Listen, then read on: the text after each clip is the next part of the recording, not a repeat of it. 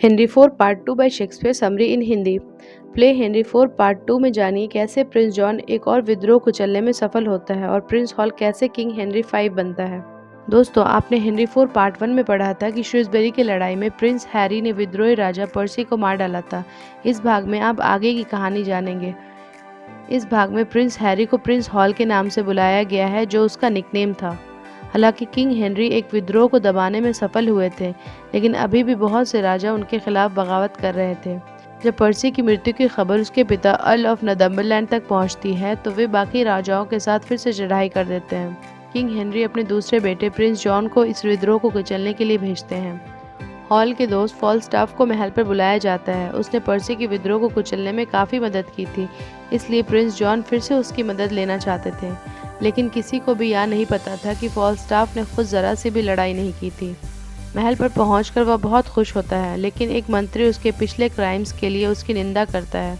लेकिन फिर भी उसे प्रिंस जॉन की सेना में शामिल कर लिया जाता है। लेकिन एक दिन फॉलस्टाफ को अरेस्ट कर लिया जाता है, क्योंकि उसने कुछ लोगों से पैसे उधार ले रखा था और अभी तक लौटाया नहीं। फॉलस्टाफ उनसे लड़ने लगता है। तभी प्रिंस जॉन का एक मंत्री उनके झगड़े को शांत कराता है। फॉलस्टाफ कहता है कि अब उसे प्रिंस जॉन के यहाँ जॉब मिल गई है और वह पूरा पैसा लौटा देगा, लेकिन सैलरी आने से पहले उसे कुछ और पैसे की ज़रूरत थी और ज़्यादा ब्याज की लालच देकर वह उन लोगों से और पैसा मांगता है।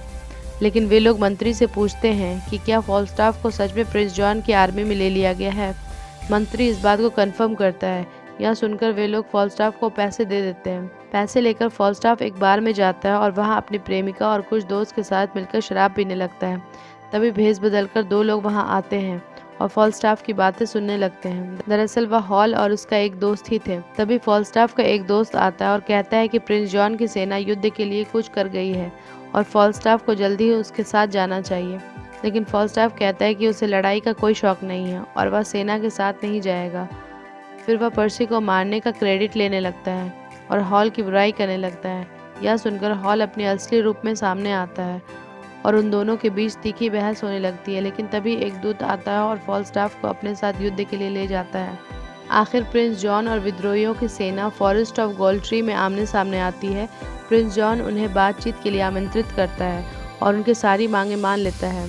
इससे विद्रोही शांत हो जाते हैं और वापस लौटने लगते हैं। लेकिन प्रिंस जॉन उन सबको राजद्रोह के मामले में अरेस्ट कर लेता है और इस तरह यह विद्रोह भी ख़त्म कर दिया जाता है। फॉलस्टाफ सबसे लेट पहुंचता है और वह एक आखिरी सैनिक को पकड़कर चल देता है। तभी किंग हेनरी के बहुत बीमार होने की खबर मिलती है और प्रिंस जॉन अपनी सेना को जल्द ही लंदन लौटने का आदेश देता है।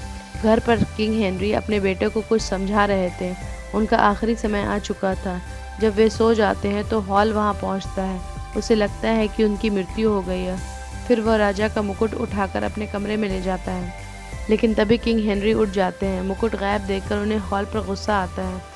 उन्हें लगता है कि वह कितना स्वार्थी है और सिर्फ उनके मरने का इंतज़ार कर रहा है। अब वह राजा बनकर ब्रिटेन को बर्बाद कर देगा। तभी हॉल देखता है कि पिता अभी जीवित हैं।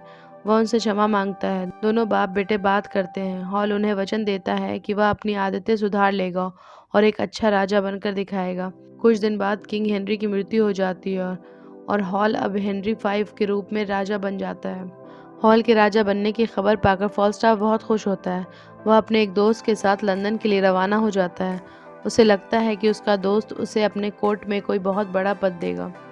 लेकिन जब फॉलस्टाफ दरबार में पहुंचता है तो हेनरी उसे पहचानने से भी मना कर देता है और उससे कहता है कि उससे 10 मील दूर रहे। यह सुनकर फॉलस्टाफ को बहुत दुख होता है और वह वहां से चला जाता है।